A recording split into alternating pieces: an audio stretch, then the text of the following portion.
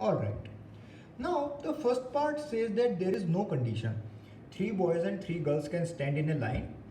In how many ways 3 boys and 3 girls can stand in a line? When there is no condition. So when there is no condition, it is like 6 persons standing in a line, and the answer to the first part will be simply 6 factorial. Alright, because there are 6 people who have to stand in 6 places. So the answer will be 6 into 5 into 4 into 3 into 2 into 1, and that is equal to 6 factorial, and that is equal to 720.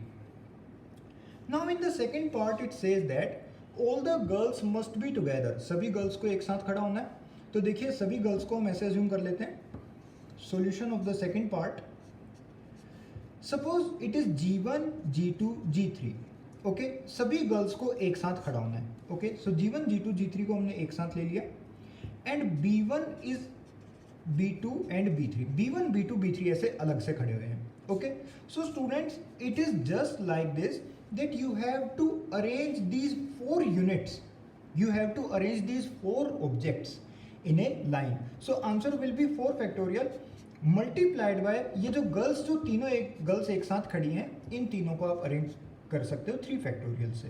So answer will be 4 factorial multiplied by 3 factorial. I hope you understood my point. For example एक तो तरीका हो गया ये. दूसरा तरीका ये हो गया कि B1 इधर आ जाए और G1, G2, G3 इधर आ जाए और B2 उधर आ जाए और B3 इधर आ जाए, है ना. देखिए 6 प्लेसेस में 6 पर्सन्स को खड़ा कर दिया और तीनों की तीनों गर्ल्स एक साथ हैं. So it is done in 4 factorial into 3 factorial. These 4 units can be rearranged in 4 factorial ways, and these 3 girls can be interchanged in their respective positions in 3 factorial ways. So the answer is 4 factorial into 3 factorial. 4 factorial is 24 and 3 factorial is 6. So answer is 24 into 6. Alright. Now the question number 3. No two girls are together, and in the next part no 2 boys are together. So no 2 girls are together. To solve this question, we will take 2 cases. Case first, कोई भी 2 girls एक साथ नहीं होने चाहिए. तो G1, G2, G3 मान लीजिए ये तीनों गर्ल्स की पोजीशंस हैं, and B1, B2, B3. Alright students, so in this configuration, in 3 factorial ways, boys can be rearranged in these 3 positions. Boys को इन तीनों पोजीशन पे 3 फैक्टोरियल वेज से अरेंज कर सकते हैं, मल्टीप्लाइड बाय गर्ल्स को इन 3 पोजीशंस में 3 फैक्टोरियल वेज से अरेंज कर सकते हैं. So that is equal to 36. It is case first. ऐसा ही एक केस और भी बनाया जा सकता है. अब की बार लाइन की शुरुआत गर्ल्स से हो रही थी, ऐसे ही हम लाइन की शुरुआत बॉयज से कर सकते हैं. स्टूडेंट्स, जूम मीटिंग में इन चीज़ों को हमने बहुत डिटेल से डिस्कस किया हुआ है. सो आपका जूम मीटिंग में आना बेहद ज़रूरी है. This is a summary video. Now again it is 3 factorial multiplied by 3 factorial, and that is equal to 36. So total number of ways is 36 plus 36, that is equal to 72. This is the answer to part 3rd of the question. No 2 girls are together and no 2 boys are together. Now in the 4th case, all girls are together and all boys are together. How should we solve this part? So G1, G2, G3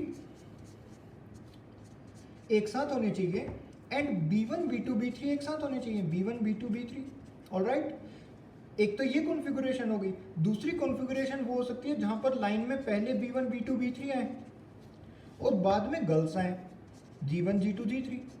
okay, now these boys can be arranged in 3 factorial ways, and these boys can also be arranged in 3 factorial ways. These girls can be arranged in 3 factorial ways. These girls can be arranged in 3 factorial ways. ये वाला है case 1. This is case 1. Answer is 3 factorial into 3 factorial. Answer is 3 factorial into 3 factorial. फिर plus sign बीच में because और है 3 factorial into 3 factorial. So again the answer will be 72. I hope you are able to understand this. If you are not able to understand this, please message me personally or drop a comment in the comment section.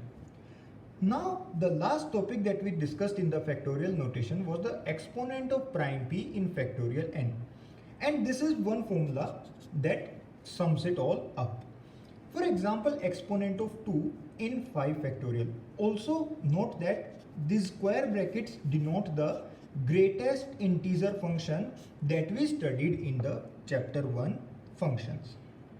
Students, exponent of 2 in 5 factorial will be given by, for example, 5 divided by 2 is 2.5.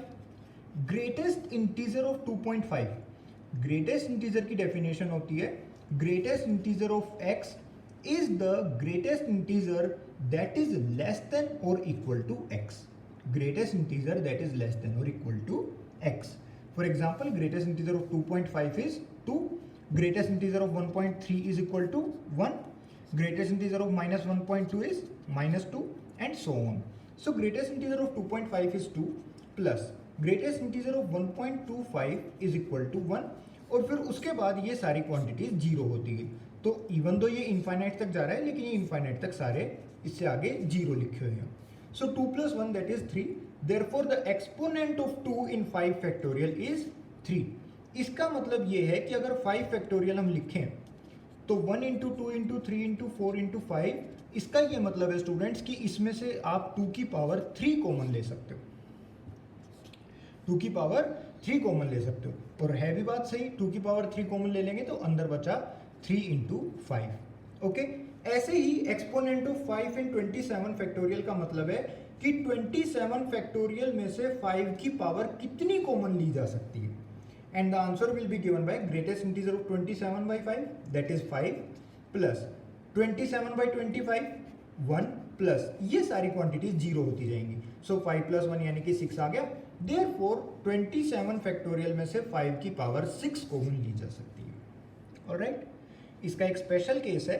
एक question अक्सर पूछा जाता है exams में कि how many zeros are at the end of 150 factorial. So students, जब भी 150 factorial या बड़े से नंबर के पीछे पूछता है कि जीरोज कितने आएंगे, then it simply means that the examiner is asking the exponent of 2 multiplied by exponent of 5. 5 का एक्सपोनेंट जैसा कि आप देख सकते हैं हमेशा 2 से कम आएगा क्योंकि 5 डिनोमिनेटर में बड़ा बड़ा आ रहा है और 2 जो है वो छोटा है. सो 5 का एक्सपोनेंट हमेशा छोटा आएगा. सो कहने का ये मतलब है कि the total number of zeros at the end of 150 factorial is nothing but exponent of 5 in 150 factorial. So अगर इस क्वेश्चन का मुझे आंसर लिखना है then I will write it directly as the answer is 150 by 5 plus 150 by 25 plus 150 by 125 plus 150 by 625 and so on up to infinite. These quantities are all zero and what we are left with is this. So ये तो हो गया 30 plus ये हो गया अपना 6 plus 1. सो 37 zeros आएंगे 150 factorial के लास्ट में with the help of this formula. ध्यान देना, इसमें p जो है वो प्राइम नंबर होना चाहिए. अगर 10 आप इस फॉर्मूला में लगाओगे तो आंसर गलत आएगा. Okay, so exponent of 5 find out करना है इसमें, ना कि exponent of 10. Now students, it is given by this formula. Moving on, here we completed the n factorial notation and now we move on to another general formula. Students, the second type of questions that we discussed in the earlier videos was this, that if there are 5 persons और उन 5 persons को 3 chairs पे बैठाना है तो कैसे बैठा सकते हैं. तो सबसे पहले तो हमको 5 persons में से 3 persons को select करना पड़ेगा. हमने YouTube वीडियो में इसको पूरा डिटेल से डिस्कस किया हुआ है. 3 पर्सन्स को पहले सेलेक्ट करना पड़ेगा. ओके, 5 पर्सन्स में से 3 सेलेक्ट हो गए और फिर उनको हमको यहाँ पर अरेंज करना पड़ेगा. या फिर आप इस क्वेश्चन को ऐसे कर सकते हैं कि भाई 3 चेयर्स हैं, इस चेयर पे टोटल हम 5 वेज से फिल कर सकते हैं. इस चेयर को, चेयर 1 को 5 वेज से फिल कर सकते हैं, चेयर 2 को 4 वेज से फिल कर सकते हैं, चेयर 3 को 3 वेज से फिल कर सकते हैं. So answer is 5 into 4 into 3.